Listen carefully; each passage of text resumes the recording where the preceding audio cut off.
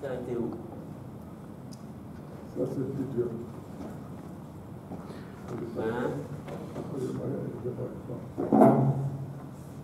Je pense qu'on va aller à partir de Gouf, il me semble. C'est une dizaine de lignes d'en haut de la page. Il me semble, quand même. Oui? D'accord. Hein? Goufa Amar Guidé. Oui, on va aller à partir de Gouf. C'est la page Zain Amoudbet. Zain Amoudbet, 10 lignes d'en haut de la page. Gouf Amar Rav Gidel Amar Rav Chia Bar Yosef Amar Rav. Bain she'en betocho, en tocho asara. Une maison, une pièce dont l'espace est moins que 10 tfachim d'auteur, et on a le toit qui complète, et qu'on arrive à cause du toit, on arrive à 10. Al gago, mutar letaltel bekulo. Sur le toit, on peut transporter sur toute la surface de la pièce parce que c'est considéré qu'il est dans un reshut hayachid. Betocho, quand il est à l'intérieur de la pièce, comme les murs, ils arrivent à moins que 10, donc c'est pas un reshut hayachid à l'intérieur, et donc, ein metaltalin bo, elle est daled amot. Il peut seulement transporter un objet 4 amot parce qu'il est dans un carmélite. Amar abaya ve'im. Oui, mais une question. Ce toit, il est considéré comme quoi? Un reshut hayachid? Non, non, le toit en lui-même, Il est c'est considéré comme quoi? Tu dois comprendre, tu dois savoir déjà que pour que ça, un objet ou un endroit est considéré comme reshut hayachid, ça doit avoir une hauteur de 10 tfachim. Le toit, il n'a pas une hauteur de 10 tfachim. Il a une épaisseur de 1 ou 2. On avait dit la chambre, la pièce, en dessous du toit, il a 9, il a 8. Okay. Et le toit, avec les murs à l'intérieur, il complète jusqu'à 10. Donc, mais vous ne répondez pas à la question. C'est quoi la question? On dit qu'on peut se balader sur le toit. Eh bien, avec tout café. Il est considéré comme quoi? Ah, la surface au-dessus du toit, c'est reshut hayachid. C'est reshut hayachid. Reshut hayachid.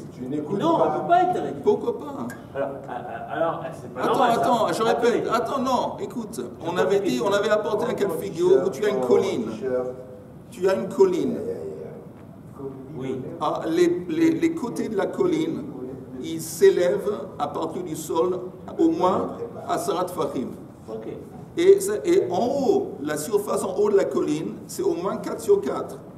Ça veut dire, il s'avère que cette colline, si tu es au-dessus, tu es dans un reshut hayachid.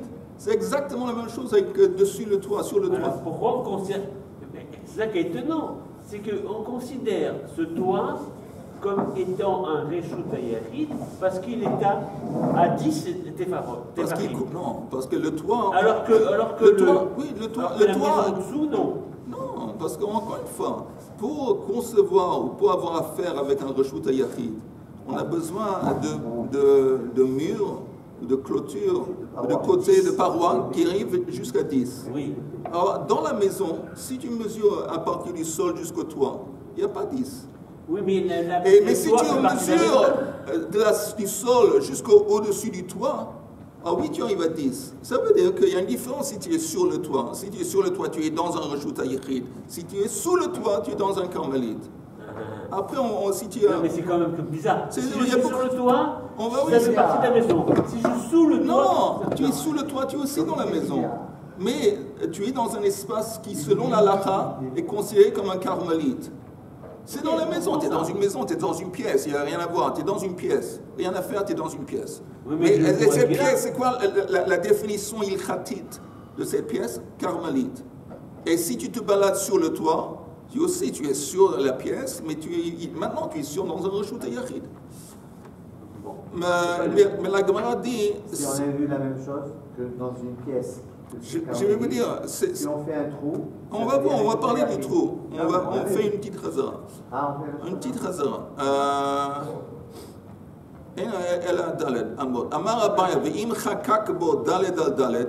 Si le type il a creusé un trou au milieu de la pièce, en bas, sur le sol, un trou avec une profondeur que si on mesure à partir du sol du trou jusqu'au toit, on arrive à 10, alors qu'est-ce qui se passe? Vehishlimu la asara, le trou, à partir le bas du trou, ça, on arrive à 10. Moutar le taltel bekulo. Pas seulement on a le droit, on a le droit de transporter un objet, même dans tous les côtés de la maison, qui sont pas, où il n'y a pas un trou. Le trou, disons, c'est 4 sur 4 au milieu de la pièce. Et tout ce qui est autour, on peut transporter. Et la Gemara demande pourquoi. Maïtama. Et la raison est, l'explication est que tout le tour, tout ce qui entoure le trou, il est considéré comme secondaire. Il est attaché, il est rattaché ou attaché à Reshut Yachid. Et la Gemara dit Havei Chorei Reshut Yachid. Les côtés du trou, tout ce qui entoure le trou, c'est comparable au trou d'un mur qui donne sur un Reshut Yachid. Vous avez, disons, vous avez une cour qui est entourée d'une clôture, au moins de 10 tfachim d'auteur. La cour, c'est Reshut Yachid. Et la clôture consiste en un mur. Et dans le mur, il y a un trou. Maintenant, le trou lui-même, si quelqu'un voulait poser quelque chose, ou prendre quelque chose qu'il y a dans le trou du mur, c'est quoi la définition du trou? On voit ici que Chorei Reshut Yachid, que Reshut Yachid, ils sont considérés comme faisant partie de Reshut Yachid. Ils donnent sur Reshut Yachid, ils sont considérés comme une extension de Reshut Yachid. Et dans la même façon, quand on crée un trou au milieu de la maison, et à partir du sol du trou jusqu'au toit, on a Asarat Fachim, on a construit un Reshut Yachid. Et maintenant, tout ce qui est autour du trou est considéré comme un attachement, une extension de Reshut Yachid, de la même façon que le trou dans le mur qui donne sur le Reshut Yachid est considéré comme Reshut Yachid. C'est juste le contraire. Parce que dans la maison, on dit, la maison, c'est grâce au trou qu'on a fait que la maison, que toute la maison est Reshut Yachid. Oui. Tandis que dans la cour elle est déjà Reshut Yachid. Et grâce à cela, les trous, c'est aussi Reshut Yachid. Oui, mais c'est comparable dans le sens que le trou, il est à côté de la cour. Il est enfoncé dans le mur. Mais on dit que comme il donne sur Reshut Yachid, il est considéré comme une extension de Reshut Yachid.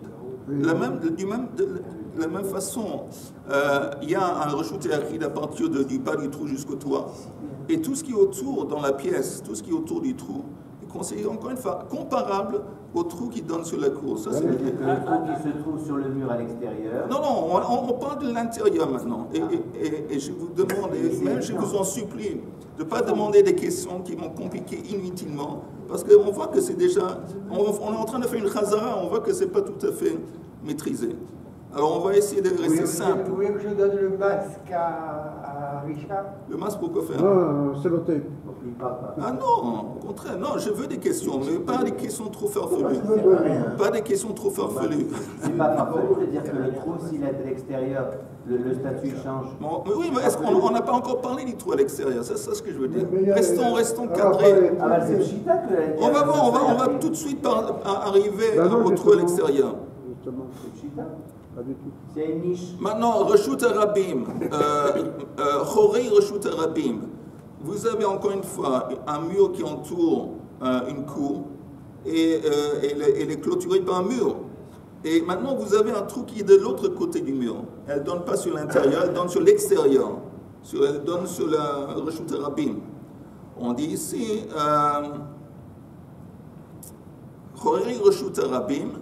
Quel est le statut de ces trous? Abaye Omer, Ke Reshut Rabim Damu. Le trou dans le mur qui donne sur l'extérieur, il considère comme faisant partie de l'extérieur. Rav Amar lave que Reshut Rabim Damu. Rav dit que non, ça ne fait pas partie de l'extérieur. Alors, et ça c'est l'alacha. Amar le Rav le Abaya. Alors, Rav, il dit à Abaya, le didach, selon toi, de Amanta Chorei Reshut Rabim que Reshut Rabim Damu. Toi, tu dis que le trou à l'extérieur, l'espace dans ce trou, il est considéré comme une extension de Reshut Rabim. Maishna Meha, quelle est la différence avec ce cas de figure dont on a parlé auparavant? Voilà, très bien. René, très bien. Impressionnant. Carmélite. On avait parlé de Carmélite, et un exemple de Carmélite, c'était la façade d'une maison qui est à l'intérieur, en retrait, et il y a un petit espace entre la route et entre l'ouverture, la façade de la maison, où on avait dit la possibilité que la maison est la diagonale, donc il y a le côté de la maison qui touche, et les deux côtés du coin de la maison, il y a aussi un petit espace des deux côtés. On dit ça, c'est carmélite. À condition que ce soit 4 par 4. Oui, tu as raison, à condition que ce soit 4 sur 4. Alors, la Gemara avait dit ça, c'est... Est-ce que l'intérieur des cours de Méhacharim, vous êtes déjà allé à Méhacharim? Ça s'est passé une fois. Est-ce que l'intérieur des cours de Méhacharim, de chaque, c'est des carmélites? Non. Non, c'est Reshut Yachid. Ah bon? Pourquoi? Parce que la plupart des cours à Méhacharim, ils sont entourés par des maisons. Et donc les maisons, ils ont plus d'Asara Tfachim. Et donc la cour est conseillée à fond comme un Reshut Yachid. Mais alors la Gemara dit, pourquoi là-bas on avait traité, vous entendez, pourquoi là-bas on avait traité cet espace de carmélite? Selon Abba, ce que tu dis, ça aurait dû être considéré comme Chorei Reshut Rabim. C'est un petit espace qui donne sur le Reshut Rabim. Selon toi, ça doit être considéré comme une extension de Reshut Rabim. Ça devait être considéré comme Reshut Rabim. Pourquoi on a dit carmélite? Alors la Gemara répond, cet espace aurait dû être considéré comme Reshut Rabim. Et la réponse est Hatem lo nicha tashmishte. Là-bas, l'utilisation n'est pas pratique. Là-bas, quand on a parlé de carmélite, c'est pas pratique d'entrer dans le coin. C'est une utilisation qui n'est pas pratique. Tandis que dans le cas du mur, un trou dans le mur, oui, c'est pratique. C'est à côté de la route, c'est possible. Quelqu'un, il va de côté, il met quelque chose dans le mur. C'est une utilisation beaucoup plus pratique. Donc, ça, c'est la différence.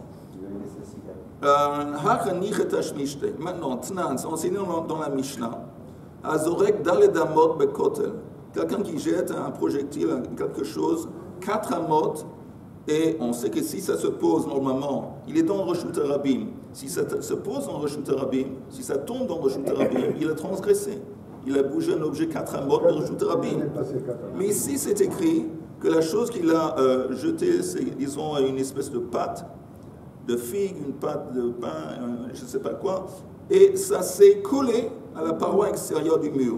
4 amot, on avait dit avant, les malas. C'est comme s'il était dans l'air. On va voir, oui, exactement. Les malas ma'asara, kezorek ba'avir, si ça s'est collé en haut de 10 tfachim, c'est pas Reshut Rabim, c'est dans un makom petour, parce qu'on avait dit Reshut Rabim, ça ne s'élève pas au-dessus, 10 tfachim.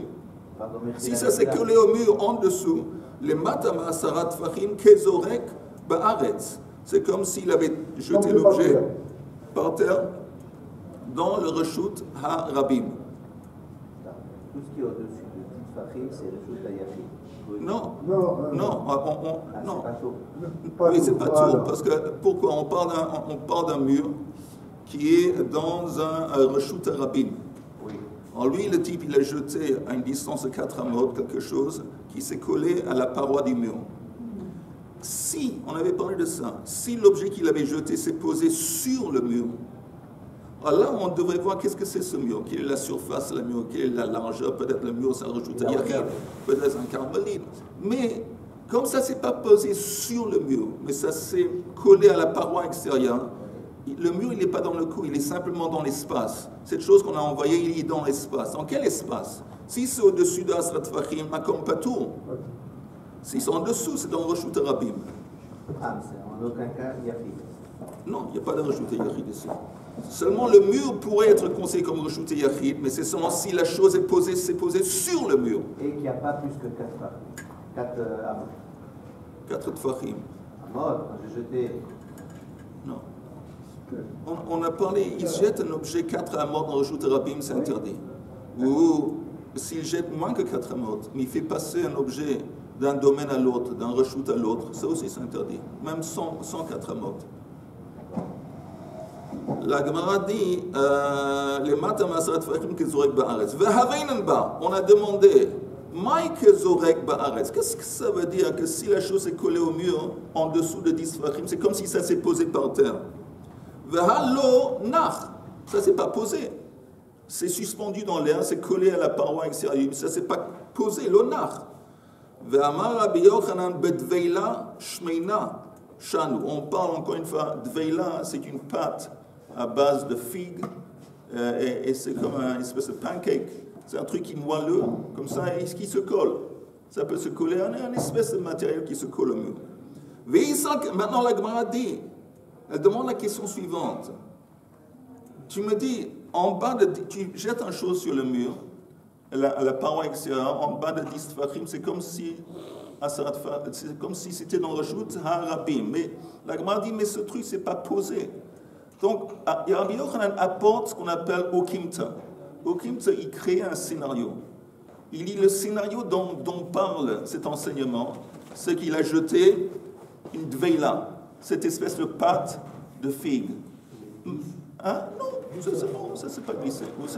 C'est plus tard. Le figue, c'est plus tard, c'est glissé. Mais ça c'est. Non, ce qui est bizarre, au lieu de créer un scénario, tu aurais pu dire, vous entendez, au lieu de créer un scénario qui jette une pâte de figue, il aurait pu dire quelque chose d'autre. Qu'est-ce qu'il aurait pu dire? On va voir. Et si tu dis que Chorei Reshut Rabim, que Reshut Rabim Damu, que les trous qui donnent sur l'espace public, sur Reshut Rabim, sont considérés comme en faisant partie. Lamali le Okma Betveila Shmina. Pourquoi tu as eu le besoin, Rabbi Yochanan, de parler de cette espèce de pâte de figue? Tu aurais pu dire beaucoup plus simplement. Lukma bitzro vechefetz vedenach becho. Parle un cas plus normal. C'est plus normal qu'il y ait un type qui jette un caillou. Il jette un caillou, il jette une pierre. Et ça s'est posé dans un mur, dans un trou qui était dans le mur. Et là, ça répond. Parce que le trou, tu m'as dit, le trou, selon toi, Abaya, que le trou, dans un mur qui donne sur Reshut HaRabim, c'est considéré comme Reshut HaRabim. Si la pierre ou le caillou est rentré dans un trou du mur, c'est considéré comme ça, c'est posé dans Reshut HaRabim, selon toi. Ça aurait été apparemment une explication plus élégante que de dire, on parle d'une pâte à base de figues qui s'est collée au mur. Dis un cas plus normal. Il a jeté un caillou, une pierre, et c'est rentré. Il y a souvent dans les murs, surtout à l'époque, souvent il y avait des trous. C'est rentré dans un trou.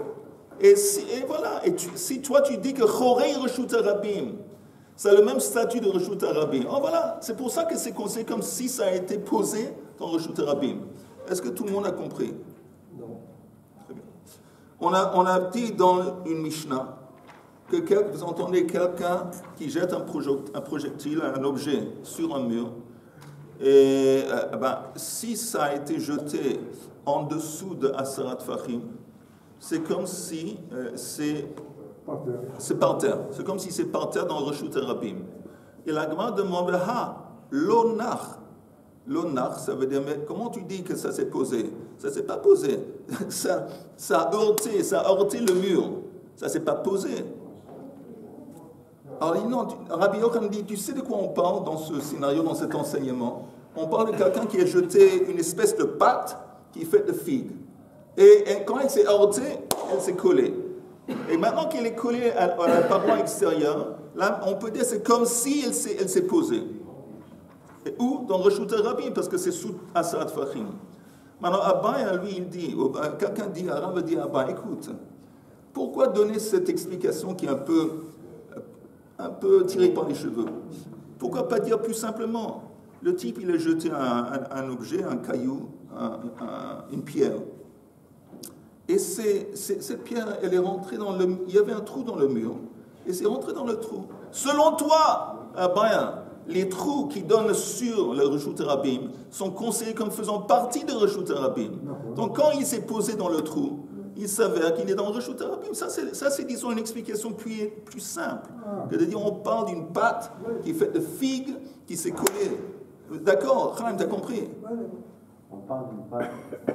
Il est parti. Non, je dors pas. Non, pas dormir, Chesed Shalom. Je dors pas. Tu es tellement actif dans la vie que tu as été pris par tes... Non, mais tu es revenu sur la Est-ce que tout le monde a compris ou pas? Il y a 5 minutes, on a parlé d'un objet qui se colle au mur. Oui. Et le mur, on ne le considère pas. C'est-à-dire que le moment qu'il n'a pas été posé dessus. Voilà. Bon, mais là dans cette explication-là, le mur, il a un rôle. Et s'il y a un trou. Il a un rôle. Oui, s'il y a un trou. S'il y a un trou, alors il est considéré comme Oui, parce que, encore une fois, le sujet est quel est le statut de trou dans une clôture, dans un mur qui donne sur Reshut Rabim. Abaye, lui, il dit qu'un trou qui est en face de Reshut Rabim, c'est considéré comme faisant partie une extension de Reshut Rabim. C'est le même statut. Donc, si quelqu'un était, je sais pas quoi, si quelqu'un jetait un objet, justement, de 4 amotes, et c'est rentré, ça s'est posé à l'intérieur de ce trou, c'est comme si ça a été posé dans Reshut Rabim. Okay. Alors maintenant, la Gemara demande pourquoi. La dimension du trou n'a pas d'importance. Pas d'importance. Voilà. Mais il aurait pu terminer l'exemple qu'il a donné avec jeter la pierre. Il l'a jeté, elle est rentrée dans le trou. On a compris que c'est. Reshut Rabim. Mais il peut dire là, parce qu'il faut bien viser pour que ça rentre. Non. Et si ça tombe par terre, c'est pareil. Non, mais moi j'ai une autre question. Attendez. C'est intéressant ce que tu dis. Je vais y penser à ça. Mais en attendant, René, la question est pourquoi Rabbi Yochanan, tu parles d'une pâte de figue, tu aurais pu répondre, donner un contexte plus élégant, plus simple.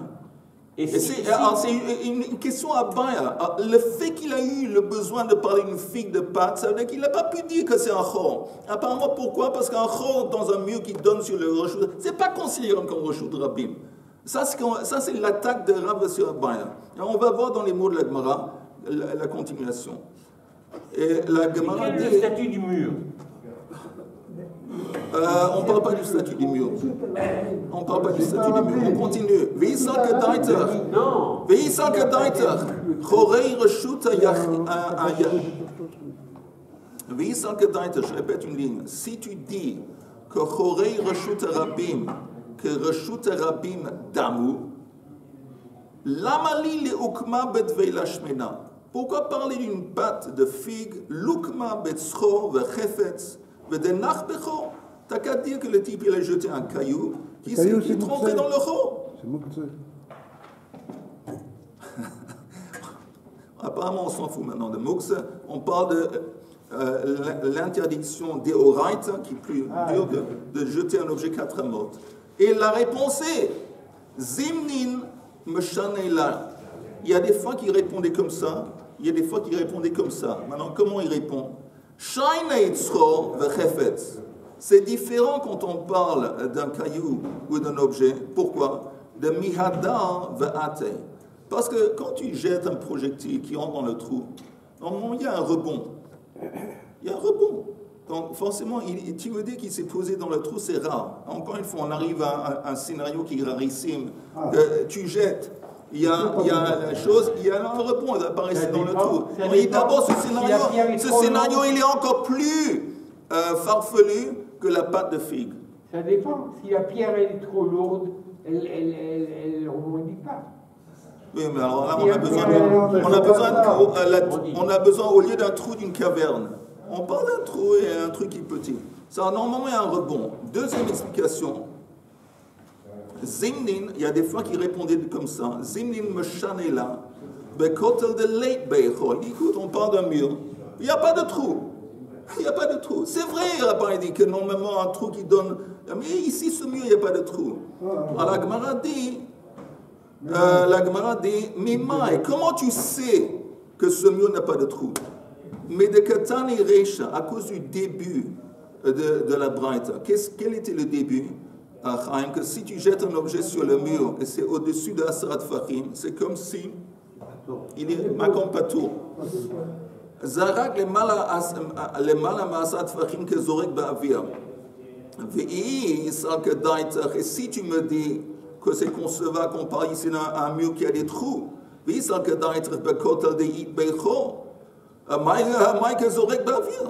pourquoi tu me dis que l'objet qui a heurté le mur en haut de la Sat Fahim, c'est comme Makom Patour?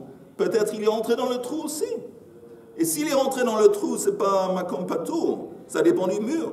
Si l'épaisseur du mur, c'est pas tellement en bas de fachim, c'est comme ça. Souvent les murs, ils avaient au moins en bas de fachim.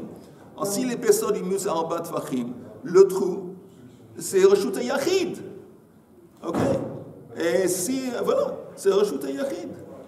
Alors on aurait pu dire ça. Pourquoi c'est évident pour la Braïta? Au-dessus d'Asat Fachim, c'est Makom Patour. Si tu me dis qu'on parle de trou, ça veut dire quoi? Il n'y a pas de trou dans ton mur. Le mur, il n'y a pas de trou. Parce que sinon, le moment que tu me dis qu'il y a une possibilité que l'objet entre dans un trou du mur, au-dessus d'Asat Fachim, c'est pas Makom Patour. C'est possible que ça devient un Reshut Yachid. C'est ce que dit la Gemara. Oui, ça... Si tu dis qu'on parle d'un mur qui a des trous, un maïk ezorek ba'avir, ha nach bechor. Maintenant la Gemara dit, vechi tema matnitin de leit behu, dalet al dalet. Il dit peut-être, ce mur, il est moins épais que 4 sur 4.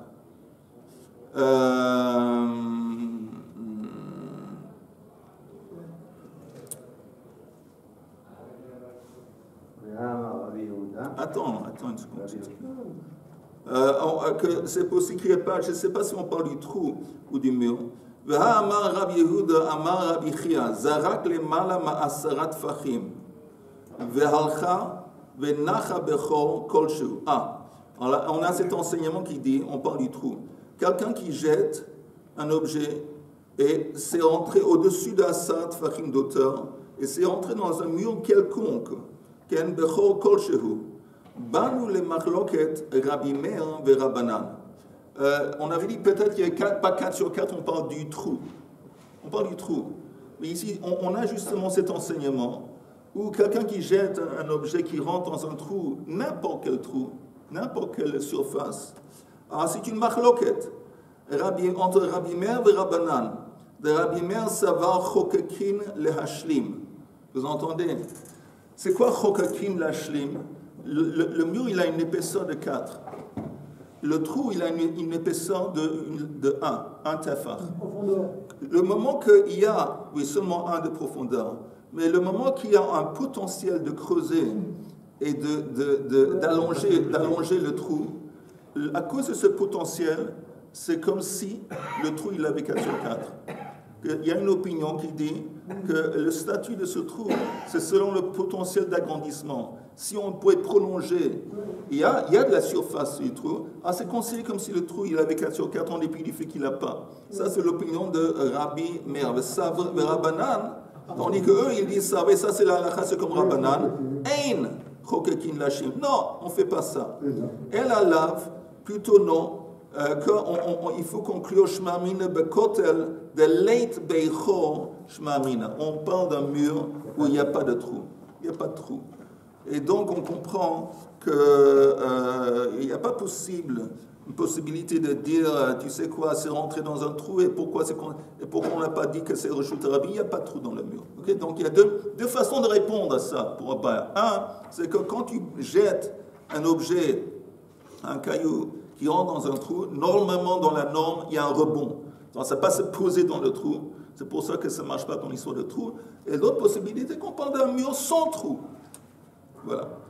Et je vais vous dire un grand secret, ce n'est pas nouveau, que si vous allez vous appliquer, si vous allez avoir le ratson et réviser ça, ça va faire toute la différence. Parce que là, je vais vous dire, il n'y a pas un plaisir aussi grand dans la vie que de maîtriser un morceau de Gemara. Et juste comprendre, c'est pas très clair, on fait une révision, si vous avez le Steinsaltz, si vous avez le Schottenstein, et là, quand on arrive à comprendre, c'est vraiment un sentiment très joyeux. Avec votre aide. Oui, bien sûr, et bien sûr, si vous avez des questions pas trop farfelues, alors demandez-les, on essaie ensemble d'arriver à la réponse. Alors c'est quoi un trou? Un trou, alors voilà. On va dire qu'il n'y a plus de trou, ça y est. On est parti d'une question. C'est quoi un trou? Un trou, soit il traverse le mur, soit il ne traverse pas. S'il traverse le mur, si l'objet qui a été lancé de n'importe quelle reshoot à travers ce mur et tombe à l'intérieur Baruch Hashem, Richard, Baruch Hashem, on ne parle pas. On ne parle pas d'un trou qui traverse le mur. À moins que ce soit avec un fusil. Non, on parle pas de. Non, il n'y a pas de trou qui traverse le mur. Alors, ça, c'est déjà. C'est pour ça qu'on a dit un trou qui donne sur la place privée, un trou qui donne sur le truc Reshut Rabim. C'est qu'il est seulement, il donne seulement sur un côté, pas sur l'autre. C'est-à-dire qu'il ne traverse pas. Ok. On a dit une chose que cet objet, cette pierre, va rebondir. Oui. Elle va rebondir. Oui. Bon, alors en fonction de son rebond. Ça veut dire qu'il y a d'abord une réponse à ta question. Si ça va rebondir, ça veut dire qu'apparemment à l'intérieur du trou, il y a le mur. Oui. Ça veut dire que ça rentre, et puis ça rebond et ça ressort. Donc le trou, on s'en fout. Eh oui, oui, le trou, on s'en fout. Parce que tu ne me dis pas, ça s'est posé dans le trou. Comment veux-tu que ça va se poser dans le trou? Ça a été gelé, jeté. Il va y avoir un rebond. Évidemment. Non, ça ne s'est pas posé dans le trou. Ça, c'est un. Deuxième réponse, c'est qu'il n'y a pas de trou. Laisse tomber un trou. Il y a un mur sans trou. Parce que s'il y avait un trou, alors comment veux-tu dire que si la chose a été jetée en haut de Asrat Fahim, c'est dans Makom Patour? Non, s'il y a un trou, et ça s'est posé dans le trou, alors c'est pas Makom Patour. C'est peut-être un Reshut Yachid. Et même si tu me dis que le trou, il n'est pas une surface de 4 sur 4, il y a une opinion qui dit que le potentiel d'allonger le trou, c'est suffisant pour que ça soit considéré comme 4 sur 4. Donc, il n'y a pas de trou. Alors, le lanceur, celui qui a lancé le C'est quoi un lanceur? D'abord, c'est quoi un lanceur? C'est quoi un lanceur? Celui qui a lancé la pierre. C'est un lanceur. Bon, il a lancé donc la pierre au-delà de 4 amot, on a dit. Oui. Mais lorsqu'il y a un rebondissement, ça va diminuer le... Oui, et donc il n'a pas transgressé le et si elle revient à 3 amot, oui. Alors, le problème, c'est que, la question que je pose, c'est que, quelle est l'intention du lanceur? Il veut lancer au-delà de 4 amot. Oui, il veut... Est-ce qu'à ce moment-là, il est khayab? Non, on s'en fout de ses intentions. Tout ce qui nous intéresse, c'est le résultat. Et comme ici, il y a eu un rebond, ça veut dire que l'objet, en fin de compte, s'est posé à l'intérieur de 4 amot, oui. Et donc il n'est pas fautif, il n'est pas transgressé. On continue un petit peu. Gouf. Attends, mais je ne comprends pas. Et si on dit, en fait, l'objet, il a fait plus que 4 amot, il a fait 4 amot, et il est revenu oui, à... tu as raison. Mais tu entends, Yehuda, pour faire 4 amot, quand on parle de 4 amot, on dit que ça doit se poser à la fin de 4 amot. D'accord, mais alors c'est comme le gars qui fait un paille mama, et il revient, et finalement, il est revenu à sa maison, il ne s'est pas déplacé, si on dit... Oui, c'est vrai ce que tu dis. Si quelqu'un prend un objet dans sa main, et il marche, et il n'arrête pas de marcher. Donc il marche, il dépasse 4 amot en portant l'objet. Il n'a pas encore transgressé tant qu'il ne s'est pas arrêté de marcher. Alors s'il marche et puis il retourne, il n'a pas fait 4 amot. Non mais si. Il retourne et là il dépose. Non. Alors, ici, il a posé à l'intérieur de 4 amot. En dépit du fait que peut-être il a fait 1 kilomètre de voyage auparavant, on s'en fout. Parce que où est-ce que ça s'est posé? Ça s'est posé à l'intérieur. Gouf, Amar Rav Chisda, Na'atz Kaneh Bereshut Yachid, Vezarak Venach Al Gabav. Quelqu'un a enfoncé un poteau dans le domaine privé, Reshut Yachid. Après, il a jeté quelque chose et c'est tombé maintenant, pas sur le côté, Chaim. Ça s'est posé en haut du poteau. Afilu gavoa mea ama, même si le poteau il a une hauteur de 100 amot, chayav, il a transgressé. C'est-à-dire, c'est quelqu'un qui a jeté un objet, disons, de Reshut Rabim jusqu'à Reshut Yachid, et c'est tombé où Reshut Yachid? En haut de ce poteau, même s'il est très très haut, il est chayav. Pourquoi? Mais chez Reshut Yachid olé ad la rakia, comme on avait dit avant, parce que Reshut Rakia, ça monte jusqu'au ciel. Et la Gemara dit, Leim Rav Chisda. Apparemment, ça laisse entendre que Rav Chisda dit, que Rav Chisda, il va comme Rebbe, Detanya, Zarak venach al gabei ziz. Ça veut dire quoi comme Rebbe? Qu'apparemment, Rebbe, lui, il ne nécessite pas que quand on parle de Reshut Yachid, un objet doit être posé sur 4 sur 4. Quand ça s'est posé sur un poteau qui a apparemment moins que 4 sur 4, Néanmoins, comme c'est enfoncé dans le Reshut Yachid, même si c'est très très haut, c'est comme si ça a été posé dans le Reshut Yachid. Apparemment comme Rabbi qui dit dans la Braïta, la ligne avant la fin, Zarak venach al gabei ziz. L'objet a été jeté et ça a été posé sur une espèce de branche qui sort d'un mur, un buisson, une branche.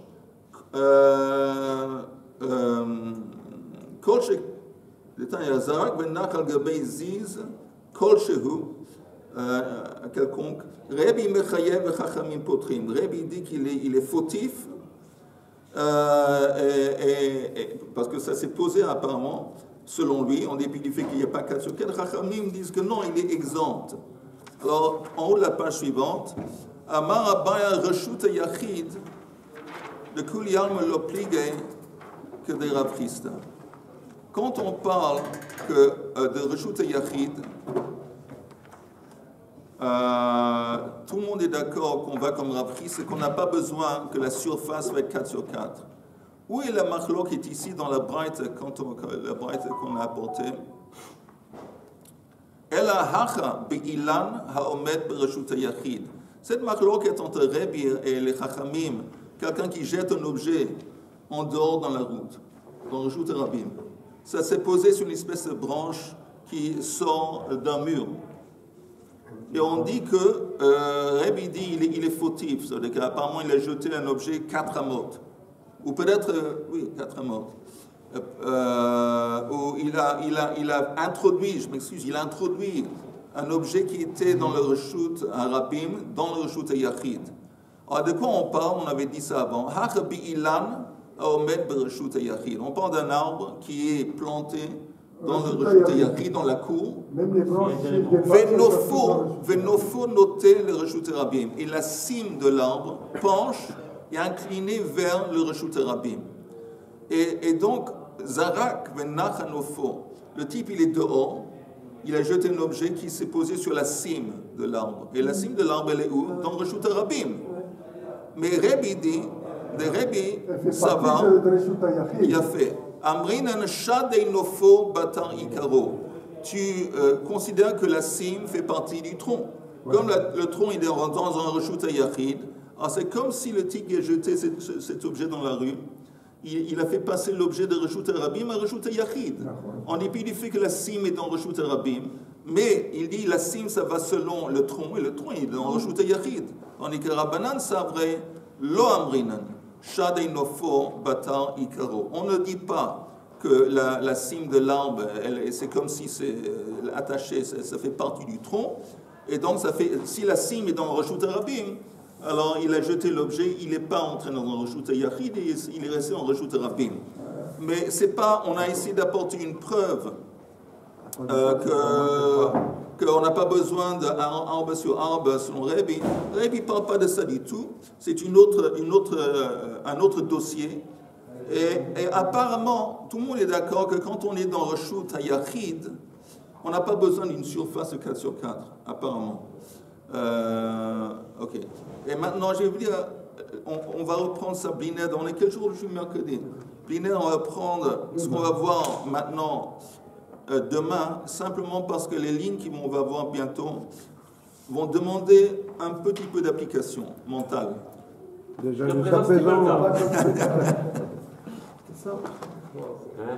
Mais il y a seulement 5-6 lignes qui demandent un peu d'application. C'est pas le cas jusqu'à présent. Non, jusqu'à présent, non.